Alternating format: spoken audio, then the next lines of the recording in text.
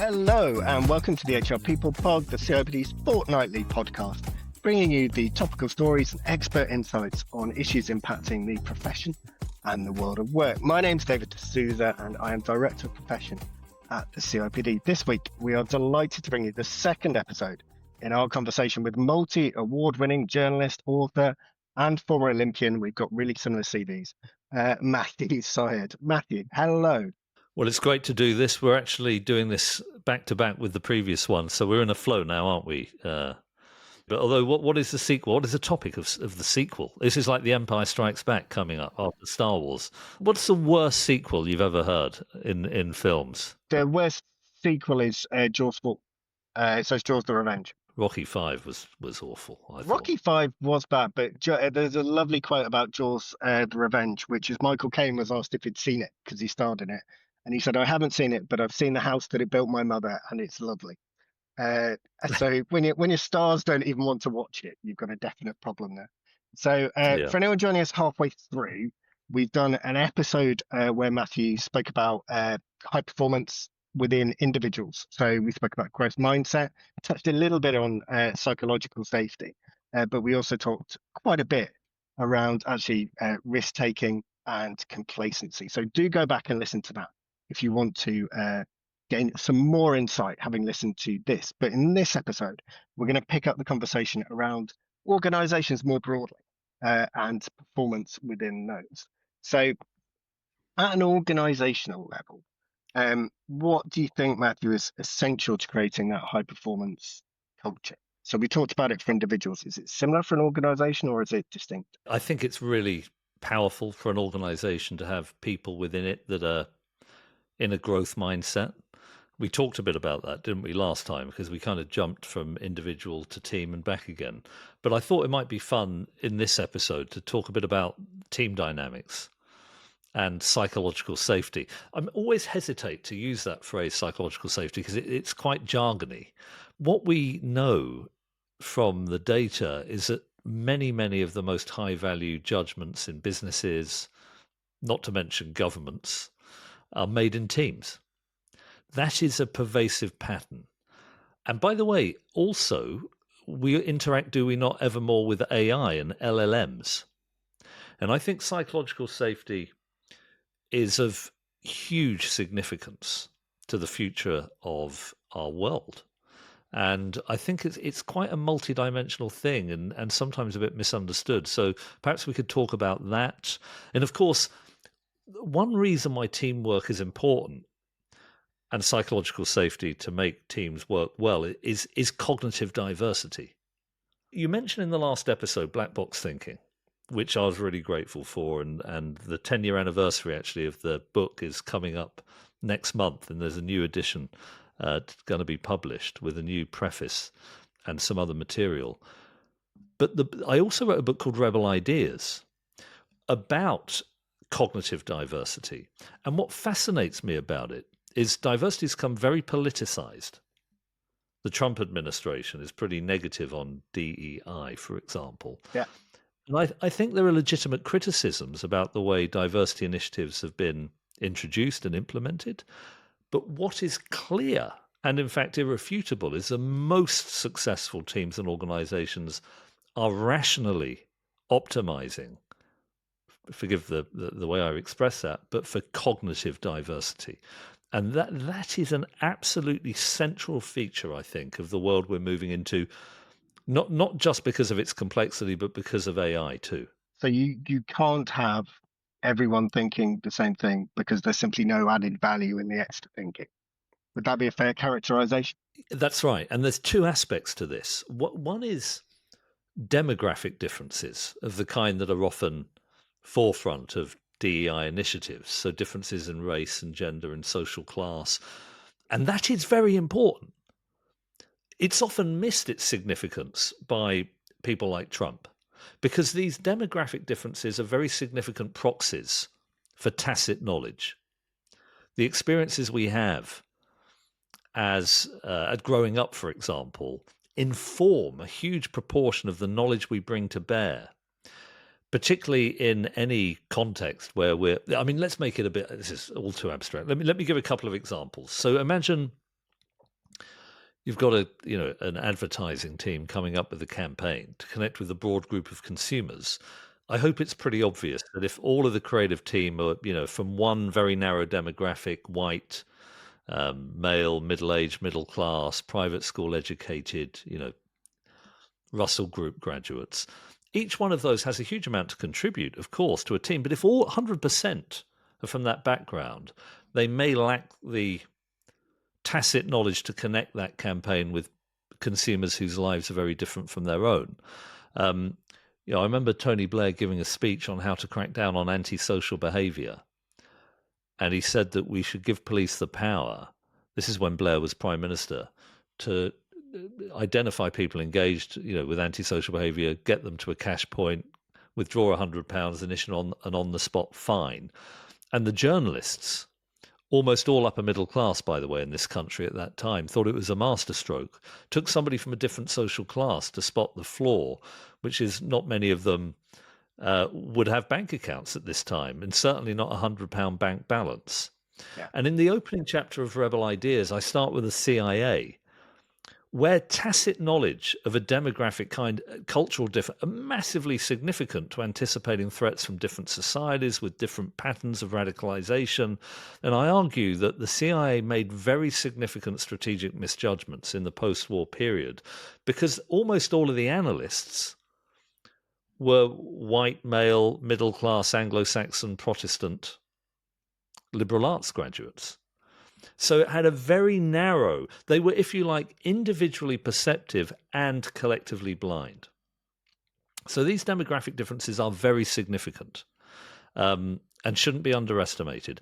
But they don't capture anything like the full array of differences in the way people think that are relevant to solving complex problems.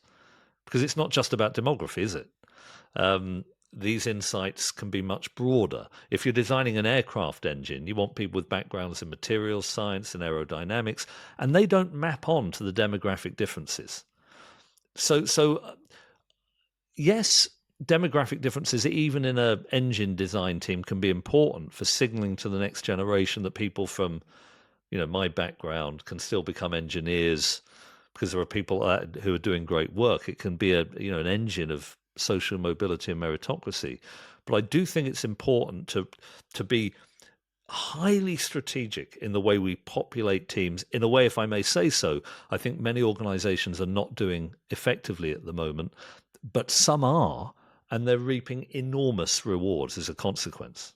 So you need to plan how you bring your teams together. And then you spoke about the conditions that they then work under. So you spoke about psychological safety. It's Right. a term that's probably used and abused, possibly in equal measure. I don't think you're talking about how you can make everyone feel lovely and make everyone feel as though they're not in any danger of anyone ever disagreeing with them. It's quite the opposite, isn't it? There's a technical use of that term that really matters when you're thinking Yeah. about the construct of the team and the environment. Very, very important. Just on how to populate a team effectively. Just one thought is, in science, the highest value science in the world today is not people working within a given narrow subject specialism, going deeper into one particular piece of siloed knowledge like biochemistry. It's interdisciplinary teams, because the problems they're solving are complex and interconnected. And it's the same, say something like professional services, where you have people with deep subject specialist knowledge, in audits or some area of the audit or consultancy or deals. But the real value now is being created by bringing these different lenses together to solve interconnected problems and anticipate issues the client doesn't know they have yet. And so the really successful partners have deep subject specialist knowledge. Yes, you need that. But also the capacity to pivot into interdisciplinary teams, to bring the wider array of insights that are relevant to the problem we're solving. That, I think, that agility is absolutely central to organizational success. And I just think there's a deep, rigorous science behind how we do that well. However, you can imagine you have a diverse team with lots of great information, but if they're not communicating well, Or if you've got a leader who's the kind, egotistical leader in a fixed mindset who thinks they know everything. So no one says what they think, they just say what they think the leader wishes to hear. You're just narrowing the capacity of the team to the one brain, and that is a disaster. That's one way that psychological safety can shut down. But psychological safety is about more than sharing ideas boldly and courageously. That's one aspect of it. We need to be able to share ideas. Otherwise, you don't get the flow between the different brains that enables us collectively to come up with the best judgment call. Typically, I think a leader's going to have to probably, not in all but in many circumstances, listen and listen well. But we also need to be able to test each other's ideas. This is tremendously important because if psychological safety, people interpret that means every idea is a good idea, that clearly isn't true. Not all ideas are good ideas. Some are bad ideas. None are perfect ideas. The whole point of the group discussion is both the sharing ideas and the respectful criticism of them. We found in some of the work we've done with our clients that people are often not willing to criticize ideas because they say it's not very nice. But failing to criticize an idea is truly not very nice. Because if we're committed to the same purpose of trying to improve what we do, and one fails to criticize an idea that can be improved, we're really betraying our collective purpose. And it seems to me, if you think about it, what is science is about testing hypotheses, getting feedback from nature, and therefore learning as we go. If you think about a team, there's different information in the different brains, there's errors in the different brains, and if we're really the whole process, without wanting to get overly technical, of a verbal discussion, Zoom, corridor, meeting, is about pooling the information and filtering the error. I was going to say, I talk to my team a lot about information asymmetry. The idea that we're connecting to reduce that imbalance in information to allow us to make better decisions. And like you say, every interaction, whether it's Zoom, whether it's in a corridor, whether it's in a meeting, what you're trying to do is make sure that that pool of information is effective enough to then proceed with decision making. Yeah, that's right. And I think it's worth saying that, if I'm playing table tennis and, I've got a terrible forehand topspin technique, and I used to be, just for those who were unaware, I used to be a professional table tennis player. And I get to the end of my career and my coach says, Matthew, your forehand topspin technique was a bit defective, but I never mentioned it because I didn't want to hurt your feelings. Is that kind? Well, it certainly meant that I didn't become aware of a weakness in my technique. Maybe that was nice, but actually not really, because I've now wasted my time. I could have improved it. I wanted to be the best table tennis player I could be, and I never got that feedback. I think that is a real issue when one prioritizes a harmonious relationship over the respectful but incredibly useful feedback that is the whole purpose of teamwork. And I suppose it's worth thinking maybe in these terms. If the coach does say to me, look, Matthew, your forehand topspin technique's a bit defective. If I don't trust my coach, I'm hearing, oh, that's a bit nasty. You're probably trying to knock my confidence. You're colluding with my competitors. If I do trust my coach, what am I hearing? That's useful feedback. I may disagree. Let's look at a video and see if you're right. But the way we interpret the feedback, it seems to me, is fundamentally shaped by our relationship with the person who is giving it to us. And so I have thought a lot about, where does that trust come from? Another buzzword in organizations, by the way. And I think at least part of it, maybe a very large part, is a shared sense of purpose. If I know that, I aspire to be the best ping pong player I can be, and my coach also is committed to that purpose, you can see how trust emerges from that shared purpose. And that's why I think in the psychological literature, trust, psychological safety, and purpose, they may seem like disconnected topics, but I think they're profoundly synergistic. That as we reach a shared sense of purpose, it becomes much easier to provide feedback to each other. And it isn't taken as negative because we're all committed to doing great work. And therefore we need to hear it. And we don't need to be so worried about providing it to each other. It creates the dynamism that permits this teamwork to come to life in a way that I think, you'll go into organizations, I do too. And when I watch a team that is truly psychologically safe, it's not a meek environment. My goodness, it's robust, they're challenging, they're sharing, there's conversational turn taking. Why? Because they want to go and act. They want to act upon what they've decided because they want to operationalize the value that it creates for their customers, internal or external. They don't want to waste time with these values. They want to get to an answer. There's a bias towards action.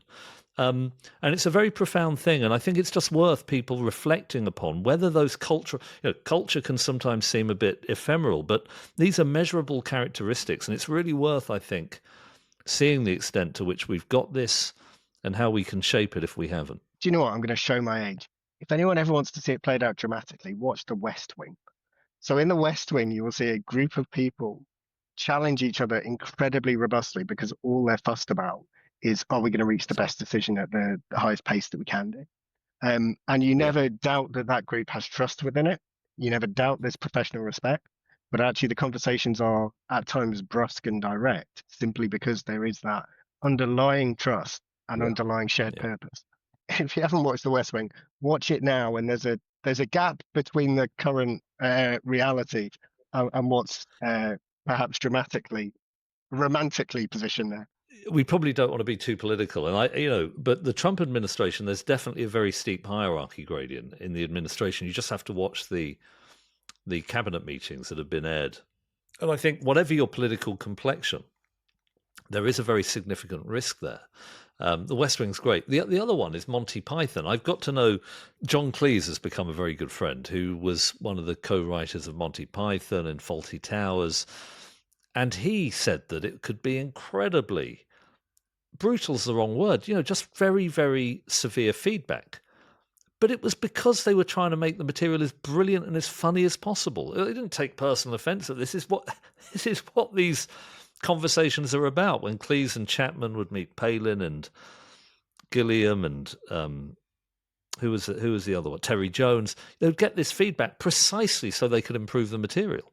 And I've noticed with my friendship with John, if I ever send him anything or we meet for lunch or dinner, he will be, in a wonderful way, exactly what I need. I'll hear where he thinks the weaknesses are, which is precisely what gives me the opportunity to improve.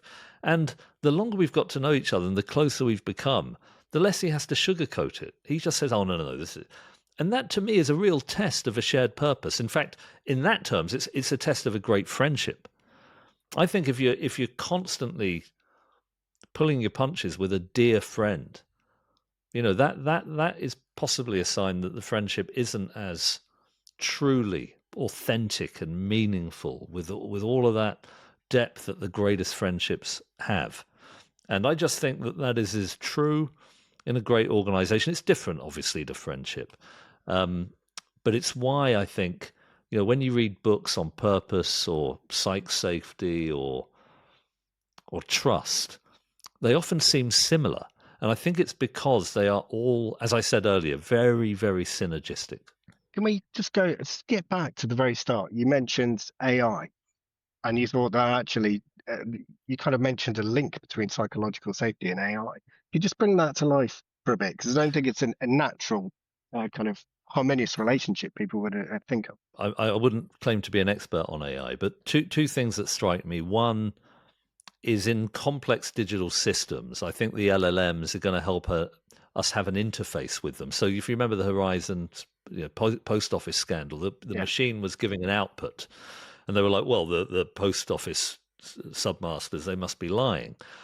And one of the reasons is because they just got the output, but they didn't know why the machine was, the digital system was providing the answer that it was providing. And I think LLMs will provide an interface between humans who think in one way. We have a very different architecture in the way we think to digital systems and from AI, which we can go into.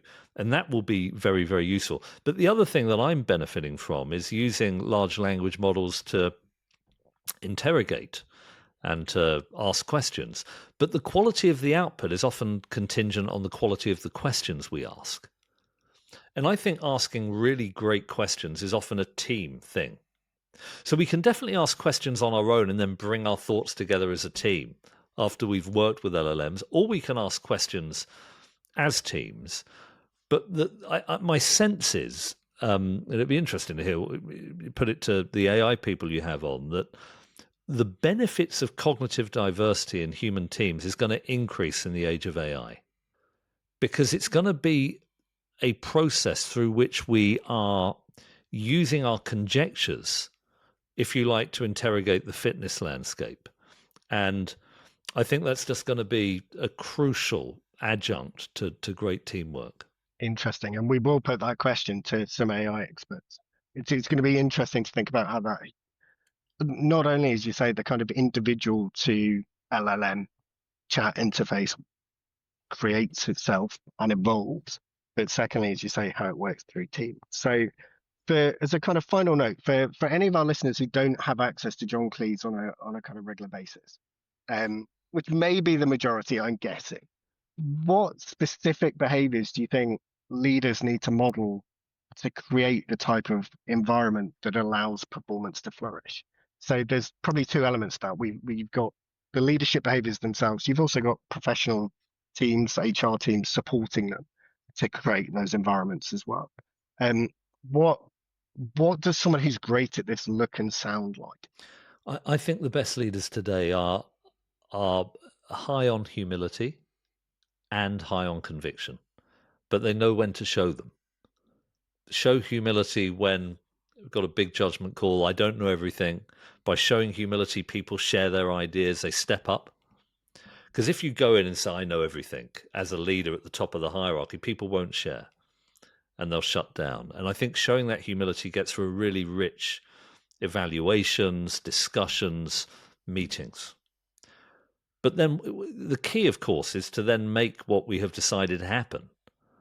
And at that point, when actually implementing, I think diversity, dissent is obviously much less valuable. We've already had that. We need to go out and operationalize. And I think leaders who can galvanize the team, really build get them to commit and commit hard. I think those two things, leaders knowing where they are in the performance cycle, when to show humility, when to show conviction, that's when you get the blessings of both of them, because they're really two sides of the same coin. We need to think about what we're going to do, and we need to then do it. And I think leaders who have a really vivid sense of where they are and what attributes to show, they're just capable of getting incredible commitment from diverse teams, reflected both in the willingness to dissent and then to really get behind the judgment. Fantastic. Thank you. Great ideas delivered well. A recipe for success. So that's all for our conversation today, but it's all for our second conversation. So again, just a nod to the first one if you want to think about it more from an individual spectrum. Matthew's books continue to be available, and you continue to also find, I'm sure if you try hard enough, other ways to access his thinking. We'll include a link to the first episode in the notes for this, and we publish new episodes of this every fortnight. And I'd say final thank you to Matthew. I'm David Steers, and this has been the HR People Pod. Thank you very much.